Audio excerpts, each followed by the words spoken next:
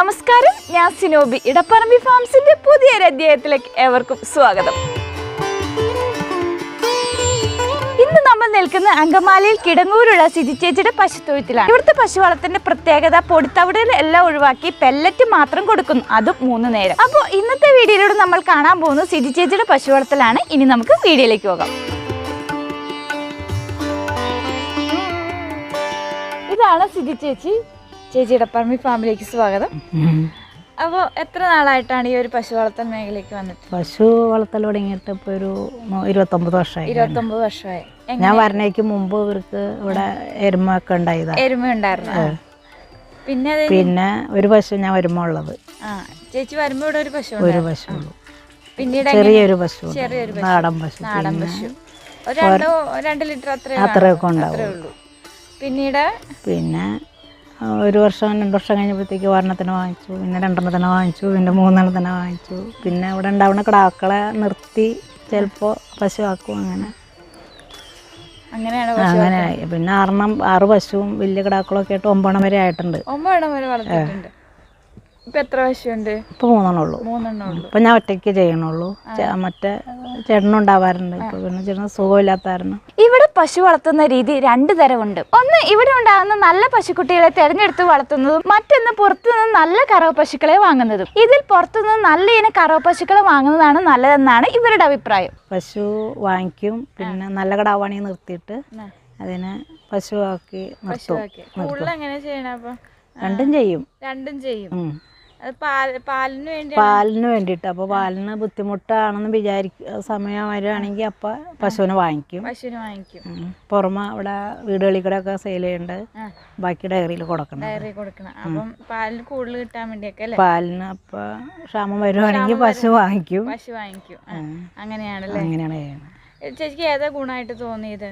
നമ്മള് ഗ്രാവിനെ നിർത്തി രണ്ടും വാങ്ങിക്കുമ്പോ ചിലപ്പോ നമുക്ക് നല്ല ഇത് കിട്ടുവാണെങ്കിൽ അതായിരിക്കും നല്ലത്. ചിലപ്പോ കിടാവിനെ വളർത്തി കഴിയുമ്പോൾ ചെന പിടിക്കാനൊക്കെ പാടായിരിക്കും. പിന്നെ വെട്ടാൻ കൊടുക്കേണ്ട വരും. 9 പശുക്കളെ വരെ വളർത്തിയിരുന്ന സിജി ചേച്ചിക്ക് ഇപ്പോൾ ഇവിടെ 3 പശുക്കളാണ് ഉള്ളത്. ഇതിൽ ജേഴ്സി ക്രോസും HF ആണ് ഉള്ളത്. കിട്ടണമ്പോ ചിലപ്പോ HF ആയിരിക്കും, അതല്ലെങ്കിൽ ജേഴ്സി ആയിരിക്കും. രണ്ടും വലിയ മാറ്റമായിട്ട് തോന്നണില്ല. കുഴപ്പമില്ല. ഇപ്പൊ ജേഴ്സിയും ക്രോസും HF-ഉം. ഇതിപ്പോ ഇത് അപ്പുറത്തെ ഒരുപാട് നാളായി വാങ്ങിച്ചിട്ട്? 3-4 വർഷമായതാ. എത്ര പ്രസവം ഇപ്പൊ? ഇപ്പൊ എത്രാമത്തെ പ്രസവമൊക്കെ? ഇപ്പൊ അത് 4-മത്തെ. ഇത് 3-മത്തത്. മറ്റേത് 1 കഴിഞ്ഞിട്ടുള്ളൂ. ഇത് കുട്ടികളൊക്കെ ഇവിടെ ഉണ്ടോ? ഒരെണ്ണത്തിന്റെ അപ്പുറത്ത് ഇതിന്റെ മാത്രമേ കുട്ടിയുള്ളൂ. ബാക്കിയൊക്കെ കൊടുത്തു. ഇപ്പോൾ ഇവിടെ 3 കറവ പശുക്കളെ ഉള്ളൂവെങ്കിലും കാലത്ത് മാത്രം 30 ലിറ്റർ പാൽ ഉൽപാദനവും വീടുകളിലെ വിൽപ്പനയും ഉണ്ട്. പാല് ഇതുങ്ങൾക്ക് 2 10 വെച്ചാ കിട്ടണത്. മറ്റേതിന് 8 ആയിട്ടുള്ള ആദ്യത്തേനായപ്പോ അത്ര കിട്ടിയിട്ടുള്ളൂ. ഇപ്പൊ 2ാമത്തെ ചെനയുണ്ട്. പാല് അപ്പൊ അത് ഇവിടെ അടുത്ത വീടുകളിൽ കൂടെ ഒക്കെ ഇവിടെ നിന്ന് ആളുകൾ വാങ്ങിച്ചുകൊണ്ട് പോകും. പിന്നെ കുറച്ചപ്പുറത്തേക്ക് ആൾക്കാർക്ക് കൊണ്ടുപോയി കൊടുക്കും. ബാക്കി ഡയറിയിൽ കൊടുക്കും. ഒരു വീട്ടമ്മ എന്ന നിലയ്ക്ക് സിജി ചേച്ചി ഈ 3 പശുക്കളെ വളർത്തിയാണ് തന്റെ കുടുംബത്തിലെ ചെലവ് നടത്തുന്നത്. ഇതുകൊണ്ടാണ് ഞങ്ങൾ ജീവിക്കുന്നത്. പിന്നെ ഞങ്ങളുടെ അത്യാവശ്യ കാര്യങ്ങളെല്ലാം നടക്കണം. പിന്നെ ഒരുപാട് സമ്പാദിക്കാൻ പറ്റില്ല, എന്നാലും ഇതും കൂടെ എന്നും പൈസ ഉണ്ടാവും വഴിയിൽ. ക്ഷാമം ഉണ്ടാവില്ല. കോവിഡ് ഒന്നും ക്ഷാമമില്ല. പാല് ക്ലോസ് ചെയ്തിട്ടുണ്ടായില്ല. അപ്പൊ പാല് ഞങ്ങൾക്ക് കച്ചവടം ഉണ്ടായി, ഡയറിക്ക് മുടക്കുണ്ടായില്ല. എല്ലാവർക്കും ക്ഷാമം ഉണ്ടായെങ്കിലും ഞങ്ങൾക്ക് ക്ഷാമം ഉണ്ടായിട്ടില്ല. അങ്ങനെ പറയാൻ പറ്റില്ല. ഞങ്ങൾക്ക് ഇതും കൊണ്ടല്ലേ ജീവിക്കണം. അപ്പൊ പിന്നെ അതും കൊണ്ട് ദാരിദ്ര്യം ഉണ്ടായെന്ന് പറയാൻ പറ്റില്ല. പശുവുള്ളത് നല്ലതാണ്. പണിയണം. രാവും പകലും പണിയുണ്ടാവും, വെളുപ്പിനായാലും. ഇവിടെ ചേച്ചി തന്റെ പശുക്കൾക്ക് പൊടിത്തവിടുകൾ ഒഴിവാക്കി പെല്ലറ്റ് മാത്രമേ കൊടുക്കുന്നുള്ളൂ, അതും 3 നേരം. 4 മണിക്ക് എനിക്കും. 4 മണിക്ക് എഴുന്നേറ്റിട്ട് പിന്നെ പശുക്കള് വെള്ളം കൊടുക്കുക, ക്ഷണം വരെ കുളിപ്പിക്കുക, കറക്കുക. 5:45 ആളുകൾ പാലിന് വരും. പാല് കൊടുക്കണം. പിന്നെ ശേഷമാണ് ഫുഡ് കൊടുക്കണേ. അപ്പൊ വെള്ളം കൊടുത്തിട്ട് തീറ്റിട്ട് വെള്ളം കൊടുത്തിട്ടാണ് കറക്കണത്. പിന്നെ അത് കഴിഞ്ഞ് 2 താഴെ പാടുകൊണ്ട് പാടത്തുകൊണ്ടേ കിട്ടും. നേരം വെളുത്ത് കഴിയുമ്പോൾ പിന്നെ ഇവിടെ ഉള്ളതിനാണെങ്കിൽ പുല്ല് വാരിയിട്ട് കൊടുക്കും. പുല്ല് വെട്ടാൻ പുല്ലും എല്ലാ ദിവസവും വെട്ടും. വൈക്കോലും ഇറക്കി വെച്ചാൽ വൈക്കോല കൊടുക്കൽ കുറവാണ്. ഇവിടെ സ്റ്റോക്ക് ചെയ്ത് വെക്കും. എന്തെങ്കിലും ആവശ്യം വന്നാൽ എടുക്കാം. പിന്നെ എന്തൊക്കെയാണ് ഈ പശുക്കൾക്ക് തീറ്റ കൊടുക്കണത്? ഇപ്പൊ പശുവിന് പുല്ലും വൈക്കോലും കേസും. ഓക്കെ. പെല്ലറ്റ് അപ്പൊ എന്തോരം കൊടുക്കും നമ്മൾ? ഇതിപ്പോ 10 ലിറ്റർ അല്ലേ ഈ പശുവിന്? അപ്പൊ എന്തോരം കൊടുക്കുമ്പോൾ?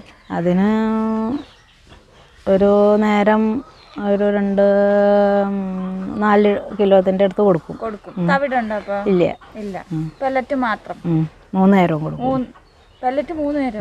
രാവിലെ ഉച്ചയ്ക്ക് വൈകുന്നേരം കൊടുക്കും. ഇതിപ്പോ 3 നേരം കൊടുക്കുമ്പോൾ പശുക്കൾക്ക് എന്തെങ്കിലും ദഹനത്തിന് അല്ല, ആദ്യം മുതലേ അങ്ങനെ കൊടുത്തു പഠിച്ചേക്കണ കാരണം കുഴപ്പമില്ല. രാവിലെ രാവിലെ 4 മണിക്ക് വെള്ളം കൊടുക്കും വെളുപ്പിന്. ഈ 3 നേരം കൊടുക്കണേ? അത് ഞാൻ വെള്ളത്തിലിട്ട് വെള്ളവും ഇതും കൂടെ കൂടി കളിക്കണം. വെള്ളമായിട്ട് കൊടുക്കണം. വെള്ളമായിട്ടാണ് കലക്കി കൊടുക്കുന്നത്. ഈ 4 കിലോ എന്ന് പറയുന്നത് 8 കിലോ വരില്ലേ? 3 കിലോ. ഒരളവുണ്ട്. അപ്പൊ അതനുസരിച്ച് കുറേശ്ശെ കൊടുക്കും ഓരോ നേരം. ഓരോ നേരം എന്ന് പറയുമ്പോ ഒരു 2-3 കിലോത്തിന്റെ അടുത്ത് വരും ഓരോരുത്തർക്ക്. അത്രയും വരും. ഉച്ചക്ക് അപ്പൊ കുറച്ച് കൊടുക്കും? അങ്ങനെ തന്നെ അല്ല, 3 നേരം ഒരേപോലെ കൊടുക്കും. പിന്നെ കറവ നിർത്തി കഴിയുമ്പോ 2 നേരം ആക്കും. 2 നേരം കറക്കണില്ലെങ്കിൽ. അല്ലാത്തപ്പം പാലുള്ളപ്പോ നമ്മൾ 3 നേരം കൊടുക്കും. ചൂട് കാലത്ത് പശുക്കളുടെ പാൽ കുറയുന്നത് സ്വാഭാവികമാണ്. ഇതിന് പശുക്കളെ തണുപ്പിക്കുക എന്നതാണ് ഒരു പോംവഴി. അതുകൊണ്ട് തന്നെ ഇവിടെ സിജി ചേച്ചി പശുക്കളെ 3 നേരമാണ് കുളിപ്പിക്കുന്നത്. ചൂട് എങ്ങനെ ഇരുന്ന് അണയ്ക്കും. അപ്പോൾ കുളിപ്പിക്കും. രാവിലെ കുളിപ്പിക്കും, ഉച്ചയ്ക്ക് കുളിപ്പിക്കും, വൈകുന്നേരം കുളിപ്പിക്കും. 3 നേരം കുളിപ്പിക്കും. അപ്പൊ നിങ്ങളുടെ ശരീരം തണുക്കാൻ വേണ്ടിട്ട്. അപ്പൊ നമുക്ക് എന്തെങ്കിലും പാലിൽ എന്തെങ്കിലും കൂടുതലും അങ്ങനെ കുറവും കൂടുതലും ഒന്നുമില്ല. അതുങ്ങൾ നിന്ന് അണയ്ക്കണ കാണുമ്പോൾ വയന്ന് ഇങ്ങനെ വെള്ളവും വരുമ്പോൾ ചൂടായി തന്നെ കുളിപ്പിക്കുന്നതാണ്.